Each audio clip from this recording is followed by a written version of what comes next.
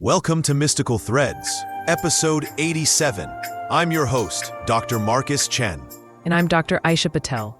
Before we dive in, a quick note that while we are indeed fictional podcast hosts, the information we're about to share is very much based in real scholarship and historical research.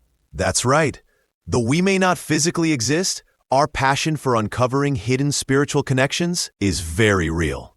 And speaking of real, our Portland live show last month sold out in minutes. Thank you to everyone who came out. The energy in that room was absolutely electric. It really was. I'm still processing that audience question about mushroom iconography in Gothic cathedrals. Which brings us perfectly to today's episode, Sacred Visions, Mushrooms in the Mystic Tradition.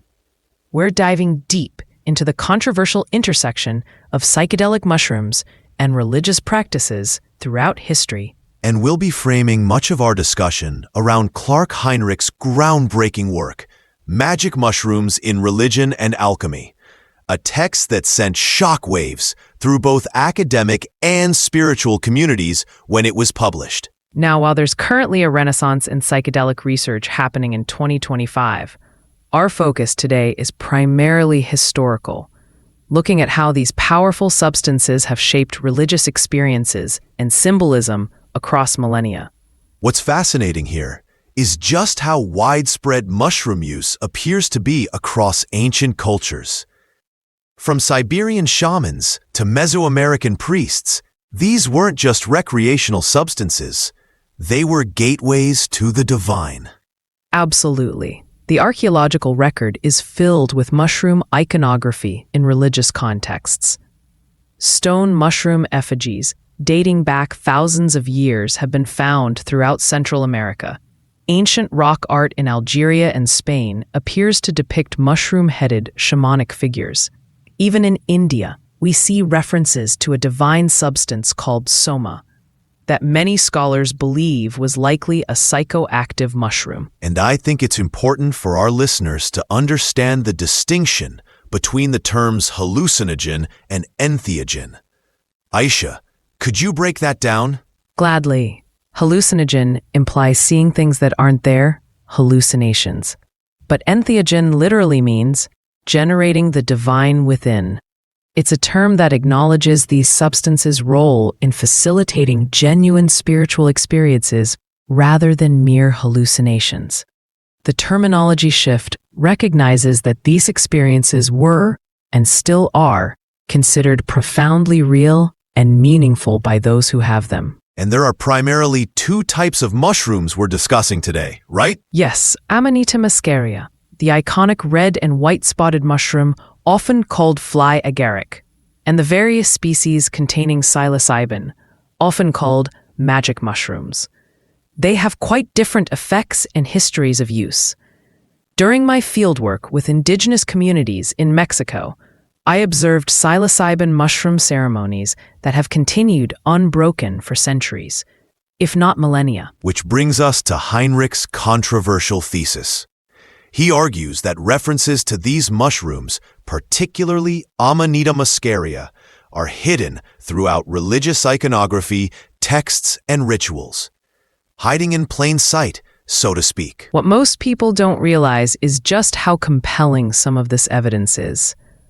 Heinrich suggests that the Amanita muscaria mushroom, with its red cap and white spots, appears symbolically in everything from Santa Claus imagery to Adam and Eve's apple to the Holy Grail. When Heinrich first published these ideas, mainstream academia largely dismissed them.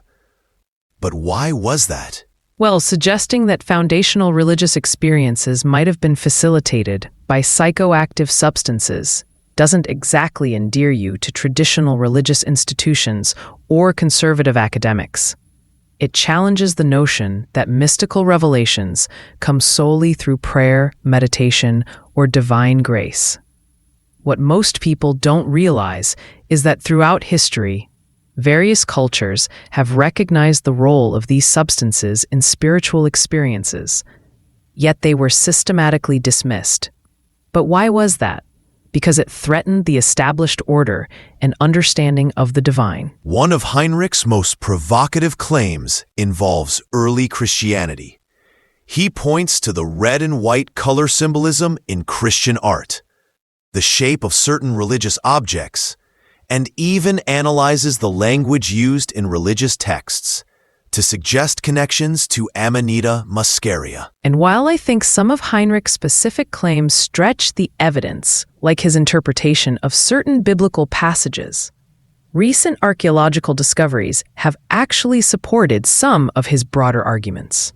I'm curious, Aisha, which of his claims do you find most compelling and which seem more speculative to you?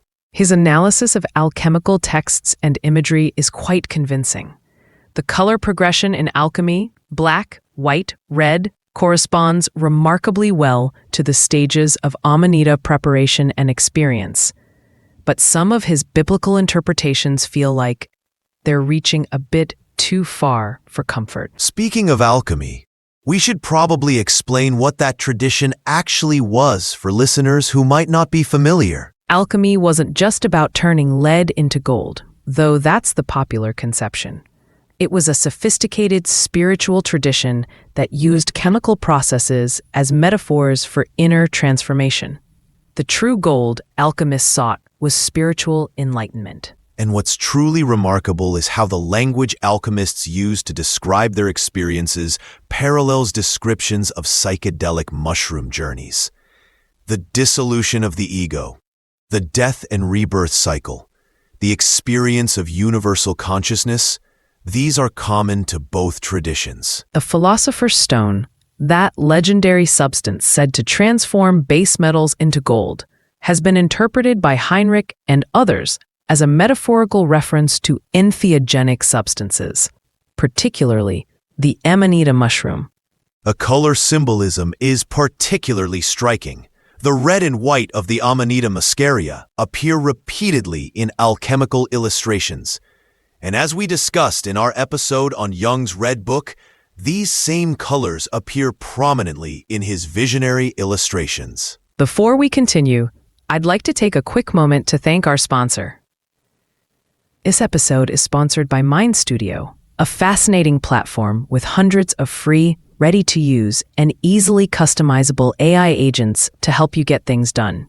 In our research for this episode, we actually use some of their tools to help organize our historical sources, quite fitting for a show about mind-expanding topics. Download the Mind Studio Chrome extension from mindstudio.ai to get AI superpowers right inside your browser. Now back to our mushroom mysteries. What I find most compelling about this whole field of study is how similar mystical experiences are across different cultures and time periods.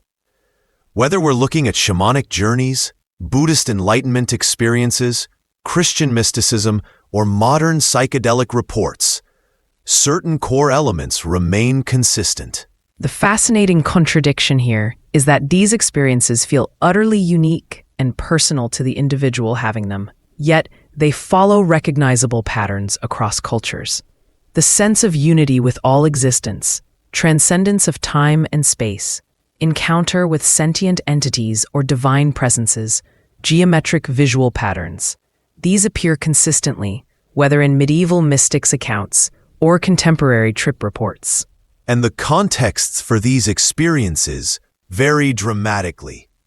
Indigenous ceremonial use typically happened within carefully maintained ritual frameworks, with specific cultural interpretations, while medieval European encounters might have been accidental or deliberately hidden within esoteric practices. This gets to the heart of what scholars call the perennial philosophy. The idea that all mystical traditions, despite their different languages and frameworks, are describing the same fundamental reality. Pause. Entheogens seem to reliably open doors to these experiences, regardless of one's cultural background. Which is precisely what researchers at Johns Hopkins and other institutions have been documenting in their studies on psilocybin-occasioned mystical experiences. The science is now catching up to what traditional cultures have known for millennia. Current neuroscience gives us fascinating insights into how these substances affect consciousness.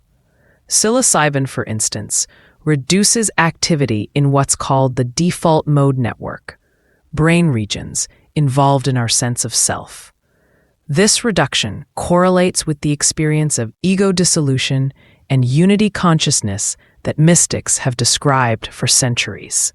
When we look at the historical context, there's something both humbling and inspiring about recognizing that our ancestors may have accessed profound states of consciousness through these natural substances, experiences that shaped their understanding of reality and divinity.